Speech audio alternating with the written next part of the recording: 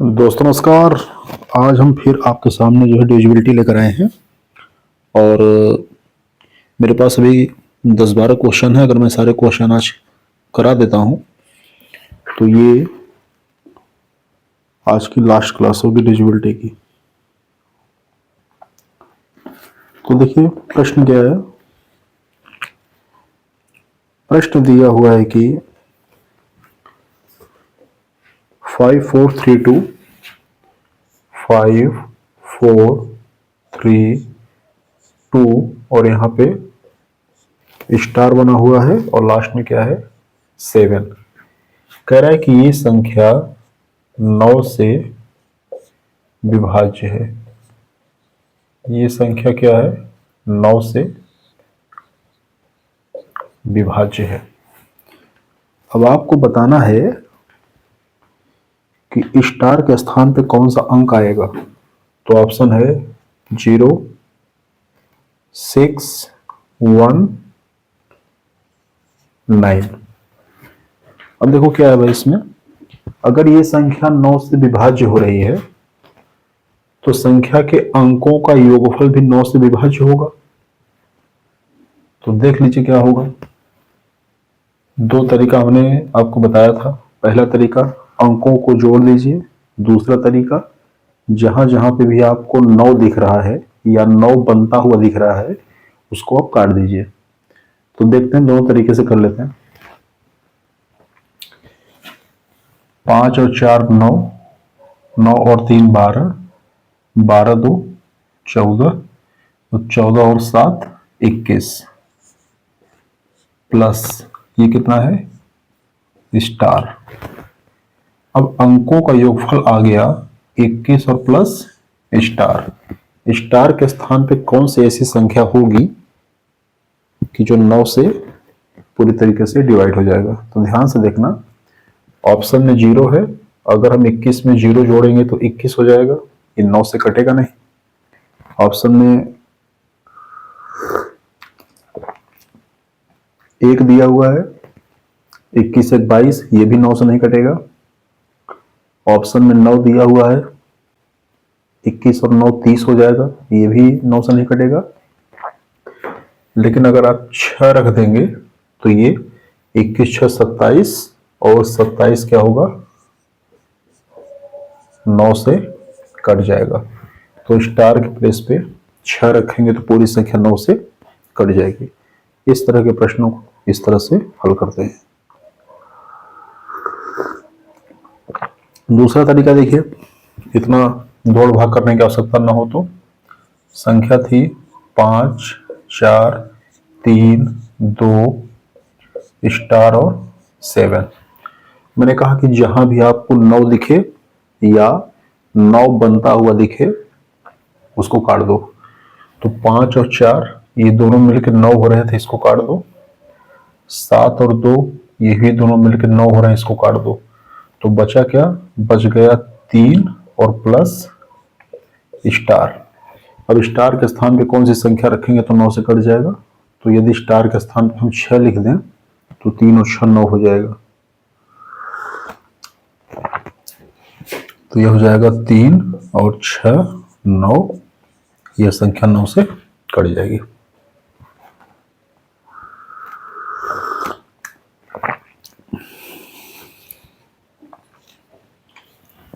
अगला सवाल देखिए।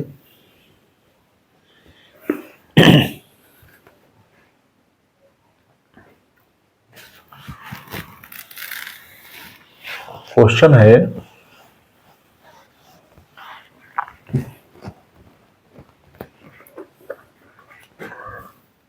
4 की पावर 61, 4 की पावर 62, 4 की पावर 63 और 4 की पावर 64। यह संख्या किससे विभाज्य है। ऑप्शन में है 3 10 11 और 13। 3 10 11 और 13। अब देखिए हमने कहा था कि ऐसे प्रश्नों को हल करेंगे तो आप करेंगे क्या, जो सबसे लोएस्ट पावर होगी उससे आप कॉमन कर लेंगे। तो 4 की पावर 61 हमने कॉमन कर लिया, तो 4 की पावर 61 के प्लेस पे क्या बचा, 1 बचा। 4 की पावर 62 में से हमने 61 कॉमन कर लिया, तो पावर 1 बचा। 4 की पावर 63 में से 61 ले लिया, तो पावर 2 बचा, और यहाँ पे पावर 3 बचा। अब ये हो जाएगा 4 की पावर 61, ये 1 प्लस 4 की पावर 1 4, 4 की पावर 2 16, और 4 की पावर 3 64। 4 की पावर 3 64 कैसे होगा, 4 की पावर 3 मतलब 4 का आपस में 3 बार गुणा, 4 गुणे 4 गुणे 4। तो देखिए ये हो जाएगा 4 की पावर 61, इसको जोड़ो भाई, जोड़ेंगे कितना आएगा, 4 1 5, 16 5 21, और 21 और 64 85। ऑप्शन कहीं 85 दिख रहा है,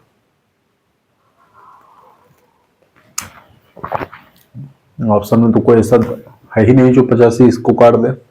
तो करेंगे क्या, 4 की पावर 61 में से एक 4 बाहर कर देंगे, तो ये हो जाएगा 4 की पावर 60 गुणे 4 और गुणे 85, इतना कर सकते हैं। अब ठीक है, तो 85 गुणे 4 कितना आएगा, 4 8 32, 4 25 20, 340। तो ये हमको मिलेगा 4 की पावर 60 गुणे 340, और 340 को 3 तो डिवाइड कर नहीं पाएगा, 11 भी नहीं कर पाएगा, 13 भी नहीं करेगा, लेकिन 10 कर देगा। तो यही हमारा इस प्रश्न का उत्तर है।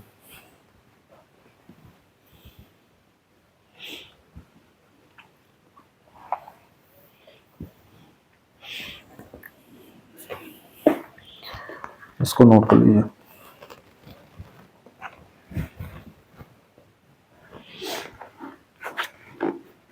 और कुछ सवाल देख लीजिए।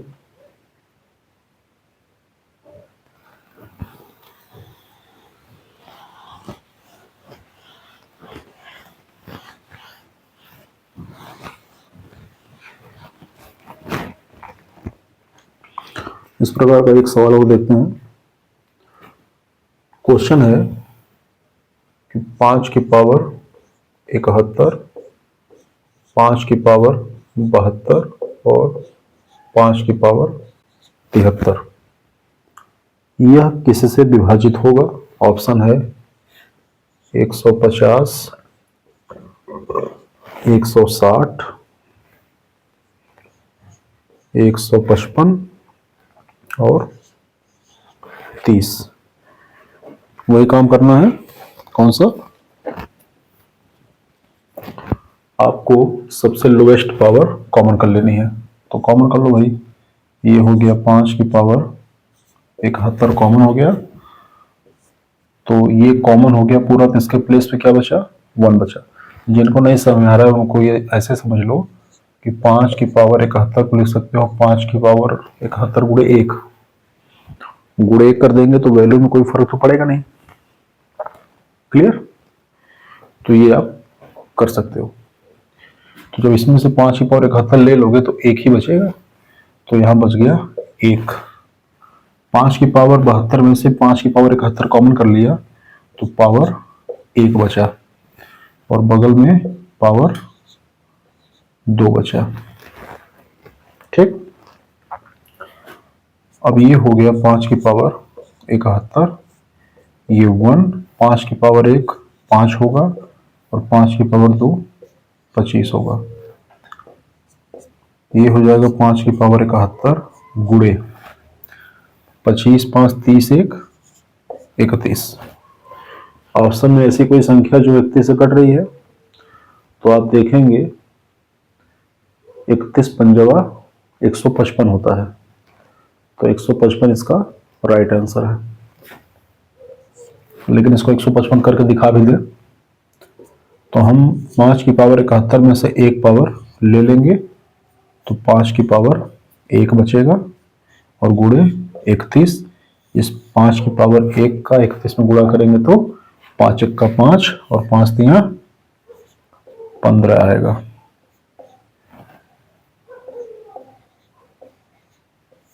यही इसको पूरी तरीके से भी विभाजित कर देगा। तो इस प्रश्न का उत्तर था 155।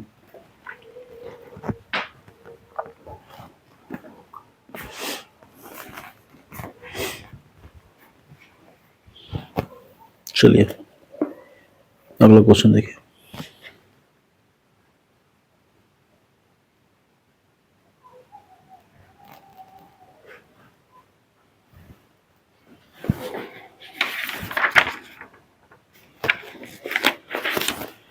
बढ़िया सवाल है, कॉन्सेप्चुअल सवाल है और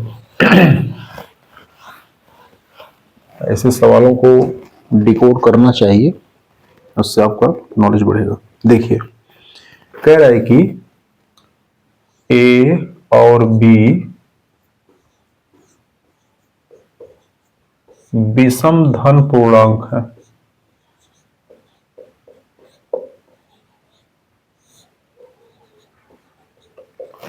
ये साफ साफ कह दिया है पहले से। ए और बी क्या है? ये दो विषम धन पूर्णांक है। दूसरी बात क्या कह रहा है कि a to the power 4 minus b to the power 4 ये हमेशा किससे विभाज्य होगा? किससे विभाज्य होगा? बड़ा अच्छा सवाल है। अब आपके पूरे ज्ञान चक्षु खुल जाएंगे। देखिए ध्यान से, ऑप्शन है 3, 6, 8 और 12। प्रश्न में ये कह के दिया है कि ए और बी जो दोनों संख्याएं हैं ये विषम संख्या है, विषम धन पूर्णांक है। विषम धन पूर्णांक का मतलब कि संख्या 2 से विभाजित नहीं होगी क्योंकि विषम है, और दूसरी बात क्या है कि संख्या निगेटिव नहीं है, पॉजिटिव संख्या है। आइए देखते हैं इसका क्या मतलब है।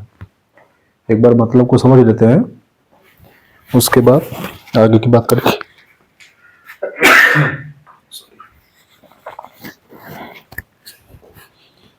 देखिए हमारे पास दो विषम संख्याएं हैं, 2 ऑड नंबर्स। ऑड नंबर्स की प्रॉपर्टी क्या होती है? अगर इनको जोड़ोगे तो जो भी हमको मिलेगा वो इवन नंबर होगा, मतलब सम संख्या होगा। आप दो विषम संख्याओं को आपस में घटाएंगे तो आपको सम संख्या मिलेगी। दूसरी प्रॉपर्टी क्या होती है?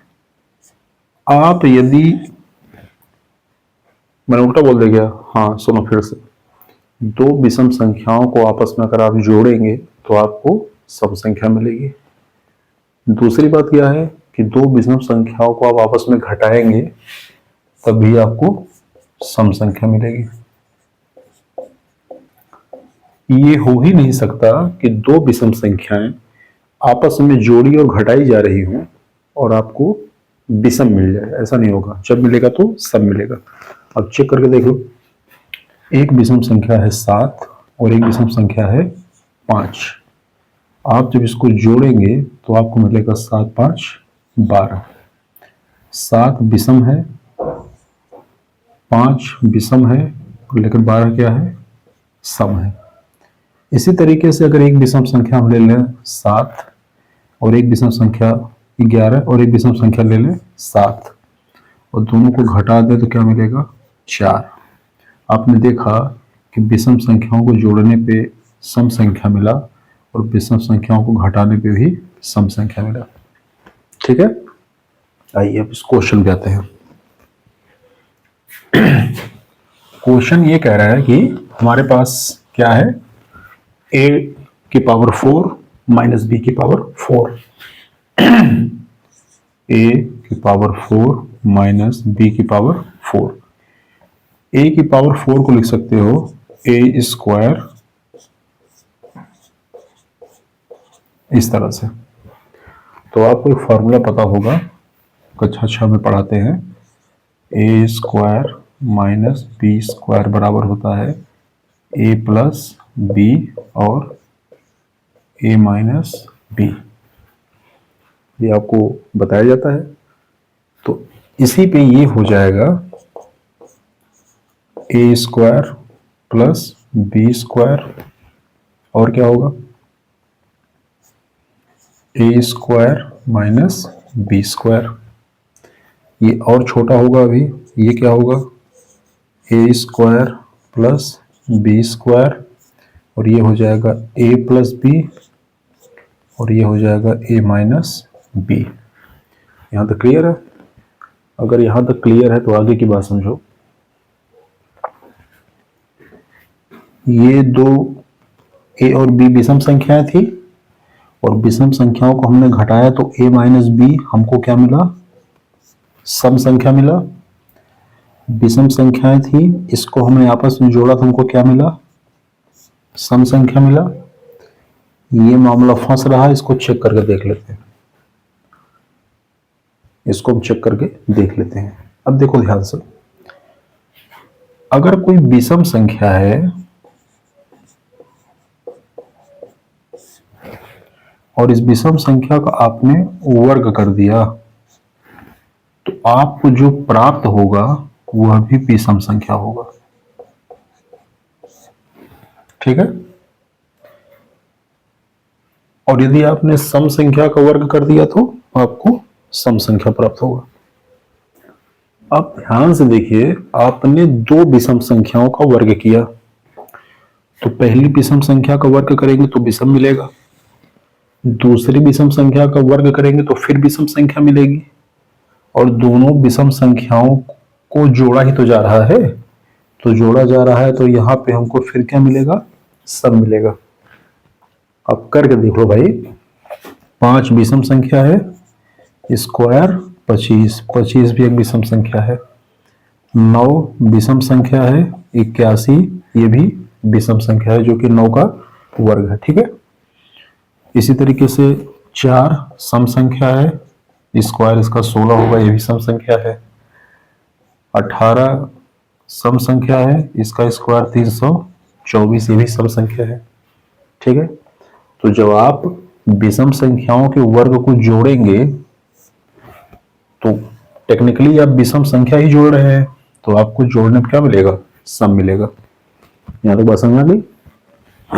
देखो,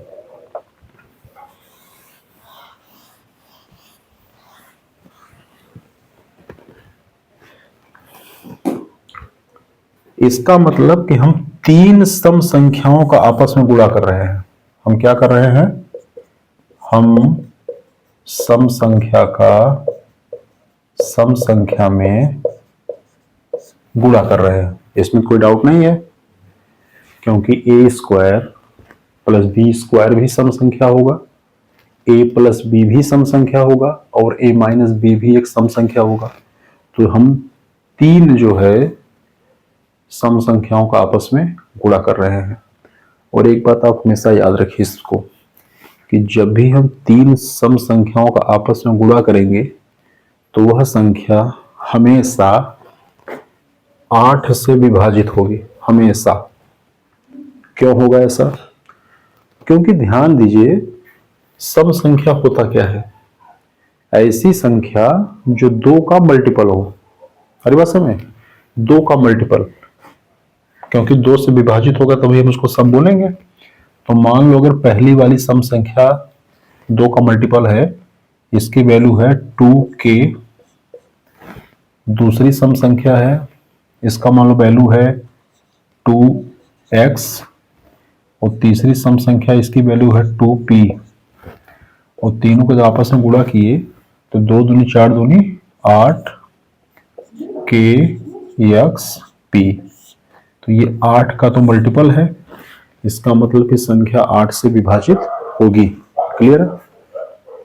ठीक है। ये बहुत अच्छा सवाल था, इसको दिमाग में आप जानते रहिए। ये इतना डेटा में इसको इसलिए बताया गया है क्योंकि आपको ये बात एक लाइन में याद रहे। परीक्षा में क्या करना था, परीक्षा में आप जैसे ही आप इसको देखते तो आप सीधा यहाँ आ जाते, और जैसे ही आप यहाँ आ जाएंगे तो आपको ये समझ में आ जाएगा कि ये तीन सम संख्याओं का गुणा करवा रहा है, और तीन सम संख्याओं का जब भी आप गुणा करेंगे तो संख्या 8 से हमेशा विभाजित होगी। आप चेक करके देख लो। मान लो एक संख्या है 2, ये भी सम है, एक संख्या है 8, ये भी सम है, और एक संख्या है 12, ये भी सम है। इसका मल्टीप्लाई करो, तो मल्टीप्लाई करो तो देख रहे हो इसमें 8 तो पहले से दिख रहा है, ये तो 8 से कटेगा ही। दूसरे चेक कर लो, एक संख्या 2, एक संख्या 4 और एक संख्या 6, ये भी तीन जो है सम संख्याएं हैं। इसका गुणा करो तो 4 दूनी 8 तो यही दिख गया हमको। आप कहीं भी देखोगे तो संख्या हमेशा आपको 8 से कटती हुई दिखाई देगी। चलो अगला सवाल देखो।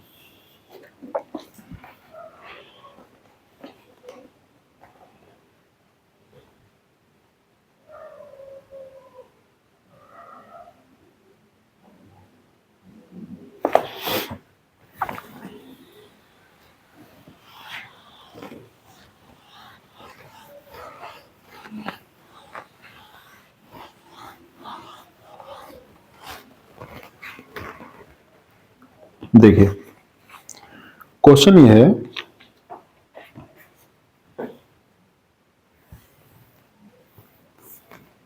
n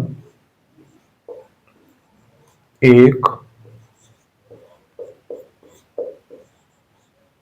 पूर्णांक है, n एक पूर्णांक है, n क्यूब माइनस n किससे विभाजित होगा।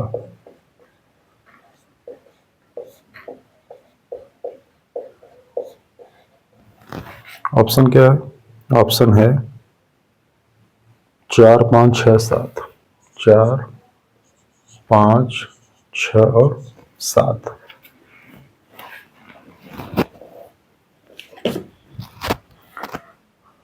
इनको कहना चाहिए था कि n एक धन पूर्णांक है, ऐसा कह देना चाहिए था। खैर कोई बात नहीं, उससे समस्या नहीं है। देखो इस ऐसे प्रश्नों को कैसे सॉल्व करेंगे।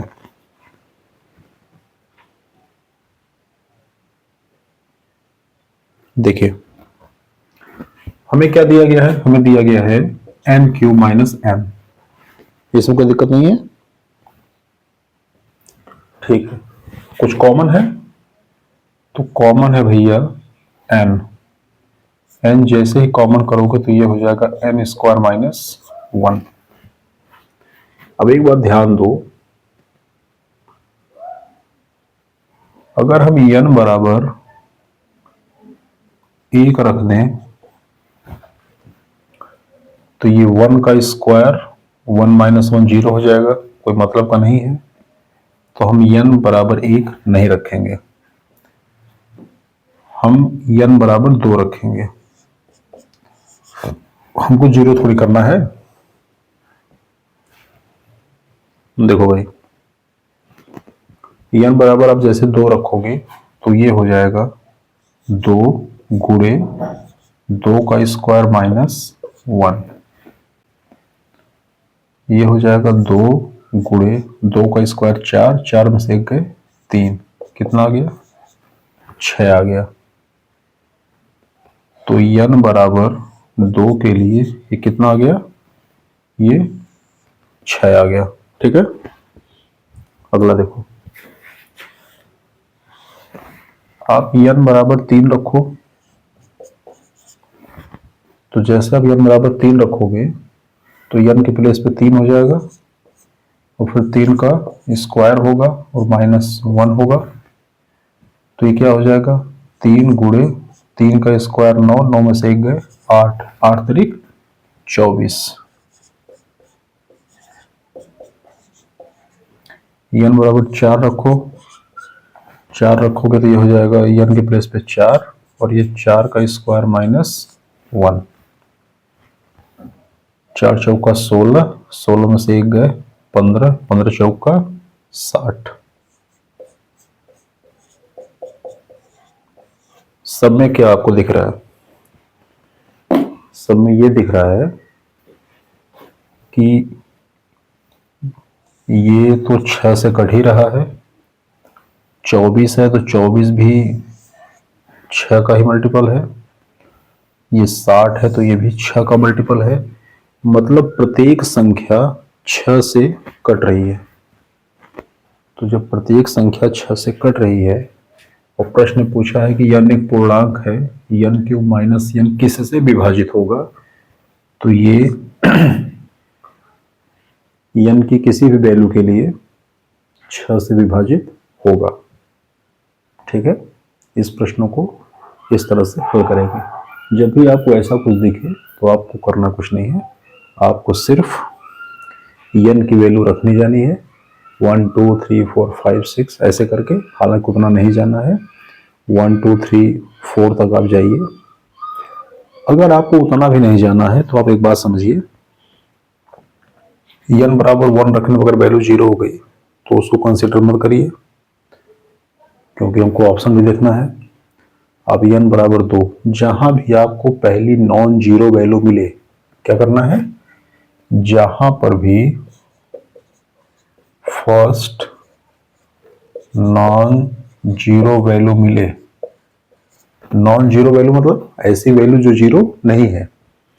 n बराबर 1 पे 0 मिल गया, हम इसको नहीं लिया, लेकिन n बराबर 2 पे हमको क्या मिल गया? 6।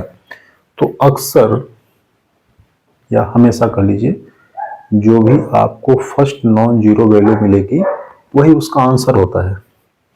तो हमें जो पहली वैल्यू मिली 6, यही इस प्रश्न का उत्तर था। ठीक है, आइए एक सवाल और करते हैं, फिर देखते हैं इसको।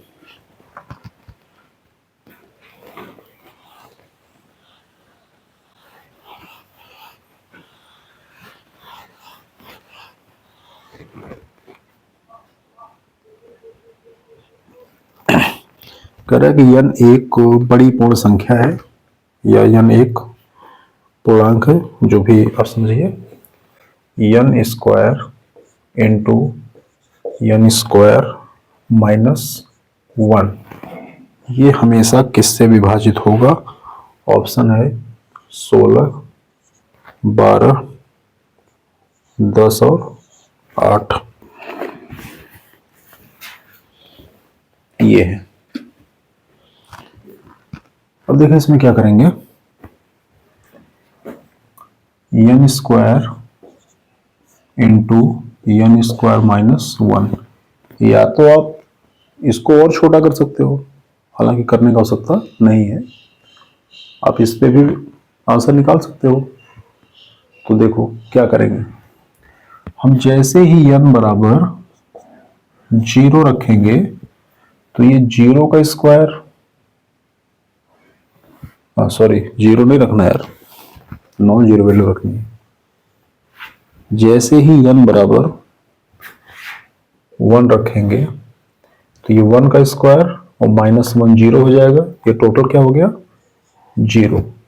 अब n बराबर 2 रखोगे तो ये 2 का स्क्वायर 4 और ये 2 का स्क्वायर 4 माइनस 1, तो 4 और 4 में से 1 गए 3, 4 3 12।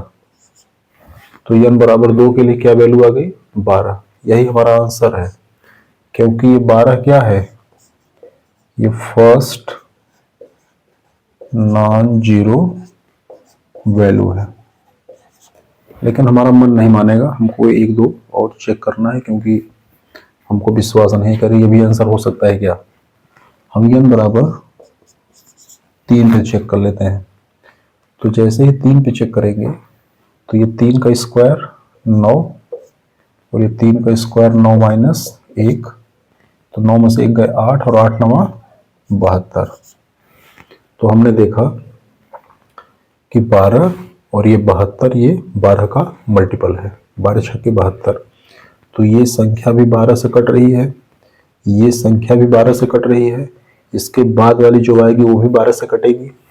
चेक करना चाहें तो कर लीजिए। n बराबर 4, तो 4 का स्क्वायर और ये 4 का स्क्वायर माइनस 1। 4 का स्क्वायर क्या होगा 16, 16 में से 1 गए 15, तो ये हो गया 16 गुणे 15। कितना आएगा गुणा करने पे 15 दाम 150, 15 छक्का 90, 240। ये भी 12 से कट रहा है, 12 दूनी 24। तो इस प्रकार के प्रश्नों को आप ऐसे हल करेंगे। तो आज के लिए इतना ही। मुझे लगा था कि आज की क्लास ये लास्ट हो जाएगी, लेकिन नहीं हुई। कल हम और प्रश्नों को लेकर आपके सामने आएंगे। तब तक के लिए नमस्कार।